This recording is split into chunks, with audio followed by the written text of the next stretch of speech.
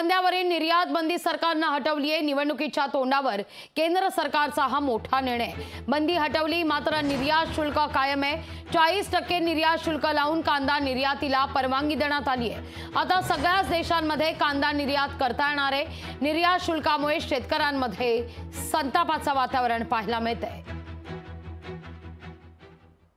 मागील 6 महिन्यांमध्ये शेतकऱ्यांचं कांदा निर्यात बंदीमुळे कोट्यवधी रुपयाचं नुकसान झालं आहे। हे नुकसान कोण भरून देणार हा प्रश्न अनुत्तरित आहे। आणि आता जी निर्यात होणार आहे ही निर्यात लोकसभा निवडणुकीच्या आताच्या 7 मे 13 मे आणि 20 मेच्या टप्प्यात जे मतदान आहे या मतदानाला डोळ्यासमोर ठेवून ही निर्यात बंदी उठवल्याची भावना शेतकऱ्यांमध्ये निर्माण झाली आहे। असो या निर्णयाचा कांदा उत्पादक संघटनेकडून नक्कीच स्वागत करण्यात आहे। परंतु निर्यातीवर कुठल्याही अटी शर्ती न ठेवता, किमान निर्यात मूल्य न ठेवता किंवा निर्यात शुल्क न ठेवता सरसकट निर्यात बंदी हटवावी अशी मागणी यापुढे करावी लागणार आहे। आणि आज जो निर्णय झाला आहे या निर्णयामुळे शेतकऱ्यांच्या कांद्यात दरात वाढ झाली तर या निर्णयाला आम्ही आमच्या शेतकऱ्यांच्या बाजूचं समजू। 3 महिन्यापासून आम्ही कांद्याची निर्यात बंदी उठवण्याचा निर्णय ऐकतोय।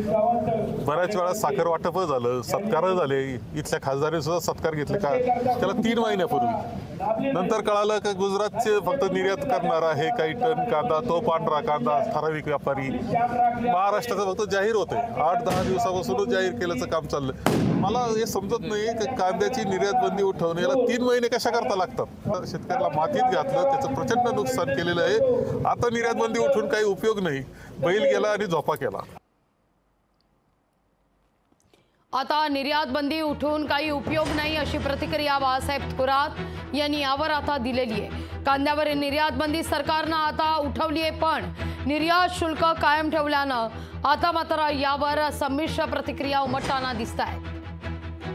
दरम्यान कांदा निर्याती संदर्भात व्यापारी आणि शेतकऱ्यांसोबत संवाद साधले आमचे प्रतिनिधी महेश महाले यांनी। आपल्या सोबत काही शेतकरी वर्ग आणि व्यापारी वर्ग देखील आहे।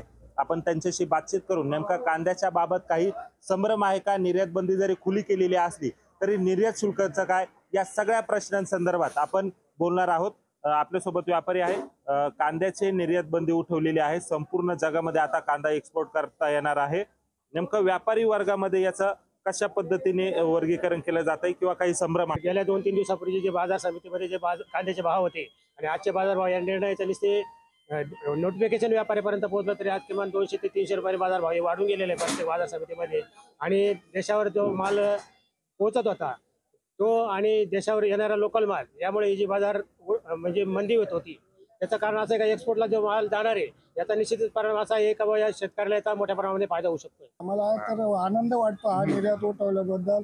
तर निर्यात शुल्क या सरकारने कमी करावं म्हणजे व्यापाऱ्यांचा फायदा आणि शेतकऱ्यांचा फायदा होईल, सगळ्यांचा फायदा होईल। हे शुल्क जे आहे हे प्रमाणापेक्षा थोडंसं जास्त आहे, हे कमी करावं, हे 10% ठेवावं फक्त। केंद्र सरकारने आता ज्या ऐन लोकसभा निवडणुकीच्या तोंडावरती मुळात ही कांद्याची निर्यात बंदी 31 मार्चलाच उठणार होती, पण तिला वाढ देऊन आणखीन शेतकऱ्यांचं नुकसान करण्यात आलं होतं। पण त्यातही आज 4 मे रोजी जे कांद्याची निर्यात बंदी उठल्याचं केंद्रीय विदेश व्यापार विभागाचे जे महासंचालक आहे संतोष कुमार सारंगी यांनी जे परिपत्रक काढलंय त्यानुसार निर्यात बंदी हटली असं सरकारकडून जाहीर करण्यात आलंय। परंतु याच्यामध्ये अजूनही काही अटी शर्ती आहे। त्यामध्ये प्रमुख अट अशी आहे की कांद्याचं निर्यात होण्यासाठी प्रति टन $550 हा जी अट आहे ते किमान निर्यात मूल्य लागू केलं आहे। तर आमचं कांदा उत्पादकांचं आणि कांदा उत्पादक संघटनेची प्रमुख मागणी अशी आहे की सरकारने कुठल्याही बंधन त्याच्यावरती ठेवू नये, सरसकट कांदा निर्यात खुली करावी। महेश महाले, लोकशाही मराठी, नाशिक।